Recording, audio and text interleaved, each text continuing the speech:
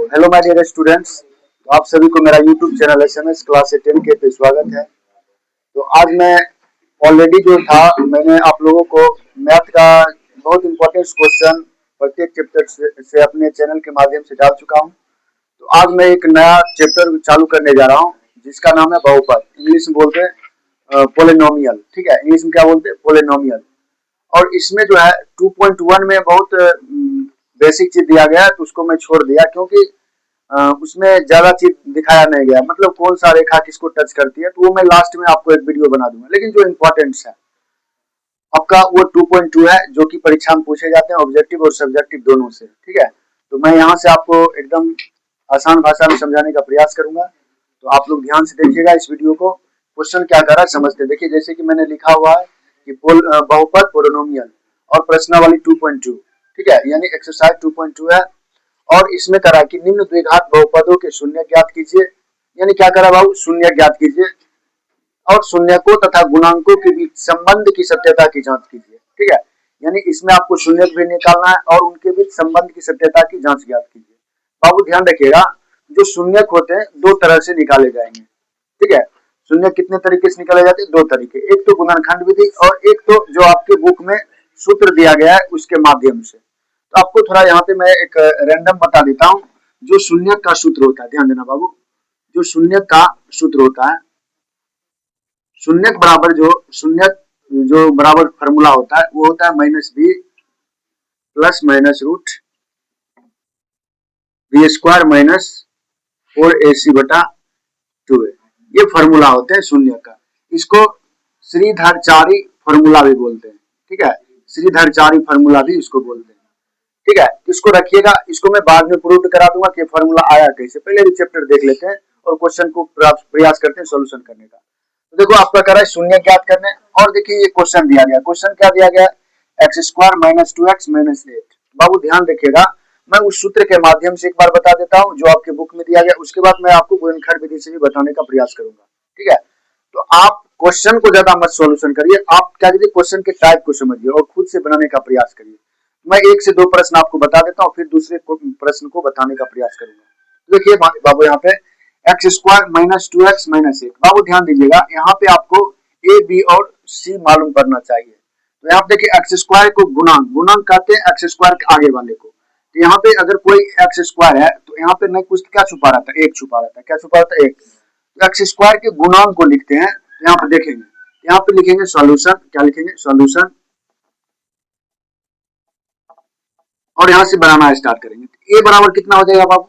a बराबर हो जाएगा 1, क्योंकि एक्स स्क्वायर के गुणांक को लिखते हैं इसके आगे वाला को। उसी तरह b का मान कितना हो जाएगा बाबू रे? b का मान x के आगे वाला, तो b का मान हो जाएगा -2। कितना हो जाएगा? माइनस, ये चिन्ह को भी लेना है। b का मान कितना हो जाएगा? -2। और c का मान कितना हो जाएगा बाबू? -8। कितना होता है? -8, ठीक है। कितना बात समझे आपको? यानी एक्स स्क्वायर के आगे वाला को a मानेंगे और x के आगे वाला को b मानेंगे, और ये जो सिंगल बच गया उसको क्या मानेंगे? सिम। और चिन्ह के साथ लिखेंगे, ठीक है। माइनस है माइनस लिखेंगे और प्लस में तो रावे करता है, ठीक है। तो आज करते हैं। अब देखो क्या कर रहा है, बोल रहा था शून्य ज्ञात करें। देखो शून्य का फार्मूला क्या होता है, देखो यहाँ पे लिखेंगे शून्यक बराबर, क्या लिखेंगे?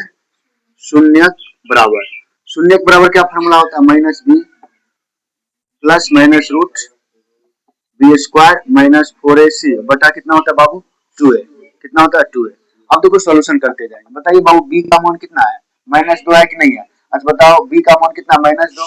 देखो एक तो माइनस सूत्र वाला आया ना, एक तो माइनस सूत्र वाला आया, एक क्या है? क्वेश्चन वाला आया ना। देखिए एक माइनस ये आया, एक क्वेश्चन में -2 लगा लिख दिए और प्लस माइनस लिख दिए, फिर बटा सॉरी रूट।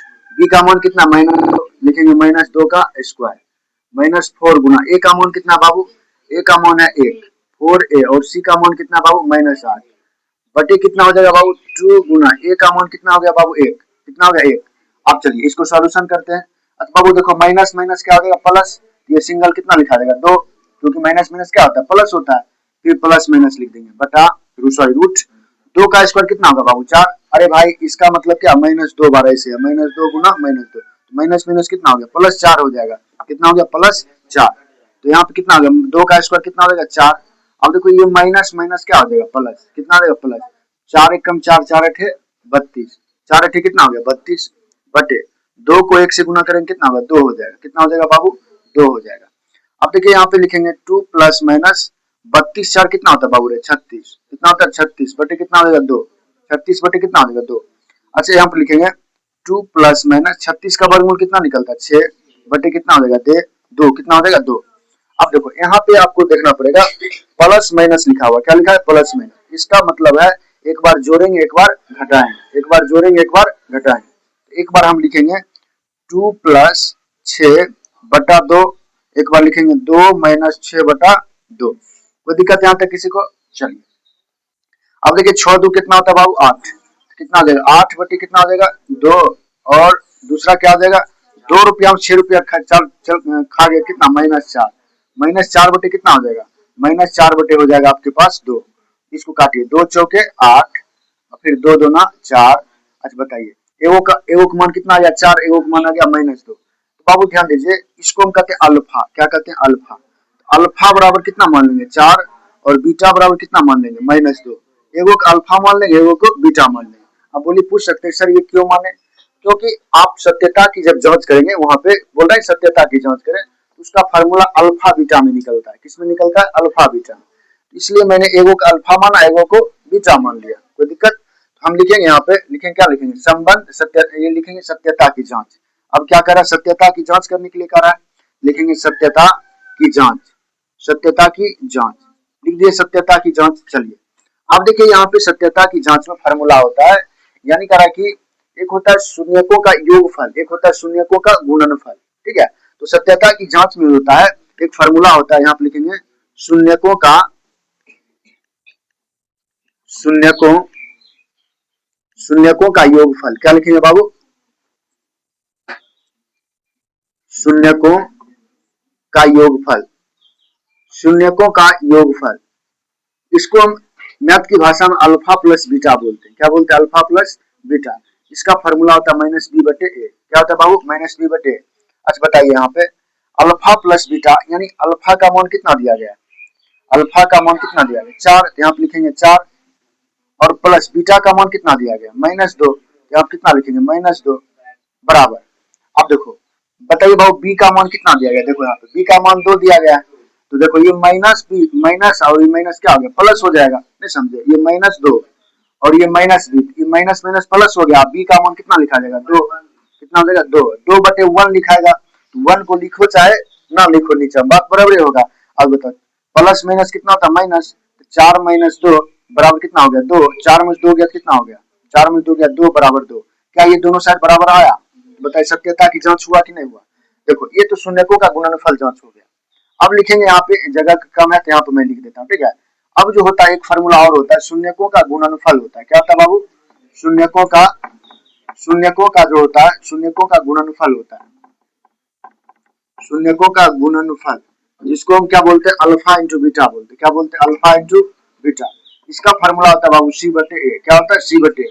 अच्छा बताइए अल्फा का मान कितना दिया गया, अल्फा का मान दिया गया आपको 4। कितना दिया गया बाबू, 4। अल्फा का जो मान दिया गया, देखो अभी निकाले थे ना अल्फा, अल्फा का मान कितना निकाले थे, 4। और बीटा का मान कितना निकाले, -2। तो बताइए 4 गुना कितना हो जाएगा, -2। अच्छा बताइए c/a है इधर, है ना, c का मान कितना दिया गया, देखिए c का मान दिया गया -8। यहाँ पे क्या लिखेंगे, -8। अच्छा बताइए a का मान कितना दिया गया, 1। अच्छा बताओ यहाँ पे 1 देंगे चाहे नहीं देंगे, कोई फर्क नहीं पड़ने वाला है, कोई फर्क नहीं पड़ने वाला है। इसको हम लिखो चाहे ना लिखो, कोई दिक्कत नहीं। देखो 4 यानी प्लस का 4 और माइनस का 2 को गुना करेंगे कितना होगा, -8 बराबर कितना हो गया, -8। बताइए दोनों साइड बराबर आया कि नहीं हुआ। यही कह रहा था बेसिकली आपका क्वेश्चन में साबित करके दिखाने की। और ये आपके एग्जाम में कई बार 2 नंबर में पूछ रखा गया, ठीक है। ये आपका पहला क्वेश्चन था, ठीक है। तो ये सूत्र के माध्यम से जो आपकी बुक में दिया गया है, श्रीधराचार्य सूत्र के द्वारा शून्य बराबर जो फार्मूला था, उस पे इसको मैंने बना करके दिखाया। एक और होता है जिसको आप गुणनखंड विधि भी बोलते हैं, ठीक है। तो देखो गुणनखंड विधि कैसे सॉल्यूशन करेंगे, देख लीजिए। बस कुछ नहीं करना, इसको हम लिखेंगे, ठीक है। ये चीज जो दिया गया है, ठीक है। क्या दिया गया था क्वेश्चन, x² और माइनस क्या दिया गया, 2x और कितना दिया गया, -8। तो आपको गुणनखंड सब बच्चे को आता होगा एकदम ना। गुणनखंड कैसे करते हैं, शुरू वाला संख्या और लास्ट वाला संख्या क्या करते हैं, पहले गुना करते हैं और उसके बाद इसको क्या करता है, पुराना पड़ता है। तो देखो यहाँ पे एक छुपा है, कितना छुपा है, 1 को अगर 8 से गुना करेंगे तो कितना हो जाएगा, 8। आज बताओ, गुना करने के बाद 8 आना चाहिए, गुना करने के बाद 8 आना चाहिए और घटाने के बाद -2 आना चाहिए। ऐसा कौन संख्या? 4 दूना 8 और 4 में 2 हो गया 2, हो गया ना। यहाँ पर हम लिखेंगे एक्स स्क्वायर का एक्स स्क्वायर और माइनस कितना हो जाएगा -4x और प्लस कितना हो जाएगा 2x। अब देखो 4 दूना 8 पुर गया, -8 पुर जाएगा और देखो -4 में 2 गया कितना हो गया -2 पुर गया और ये लास्ट वाला क्या होता है सेम टू सेम उतर जाता है। अब देखो दो दो पेयर लगाना पड़ता है, ये दोनों पेयर लग गया यानी जोड़ा लग गया। अच्छा बताइए ये दोनों में क्या, देखो इसमें भी x है इसमें भी x है ना, दोनों में x क्या करेंगे कॉमन ले लेंगे, क्या करेंगे बाबू कॉमन ले लेंगे। अब देखो एक्स अगर मैं एक्स स्क्वायर है और इसको x से भाग दूंगा, 2 ऊपर है ये खा देंगे तो बचेगा कि नहीं बचेगा, तो x यहाँ बच गया माइनस है माइनस देंगे, x तो ये निकाल ही लिए थे, क्या बचा 4, क्या बचा 4। अच्छा बताइए ये दोनों में क्या कॉमन है, देखो दुक्का पाराम 2 भी आता है और दुक्का पाराम 8 भी आता है ना। हम यहाँ से प्लस क्या करेंगे 2 कॉमन ले लेंगे। अब बोलिए सर x क्यों नहीं, क्योंकि x इसमें नहीं है, इसलिए x जिसमें रहेगा दोनों चीज वो कॉमन लिया जाता है, ठीक है। हम यहाँ से क्या किया, अब देखो 2 को 2 से भाग दें कट गया, क्या बचा x -2 चौके कितना हो जाएगा 8, 4 आ गया ना। अब देखो ये दो को दोनों ब्रैकेट के अंदर बराबर आना चाहिए, तब हम समझेंगे हमारा गुणनखंड क्या है सही है, नहीं तो गलत माना जाएगा। अब देखो यहाँ पे या तो आप इसको ये दोनों के बदले एक लिखाता है, तो ये कितना हो जाएगा x प्लस कितना हो जाएगा 2 और एक हो जाएगा x -4। तो अगर आप देखोगे यहाँ पे, क्योंकि देखिए बाबू ध्यान देना, अल्फा का मान कभी भी निगेटिव में नहीं आता है, कभी भी निगेटिव में नहीं आता है, बराबर क्या लिखेंगे 0 लिख देंगे, ठीक है। अब देखो यहाँ पे बराबर 0 भी दे सकते हैं, ठीक है, क्योंकि बराबर 0 भी आप दे सकते हैं।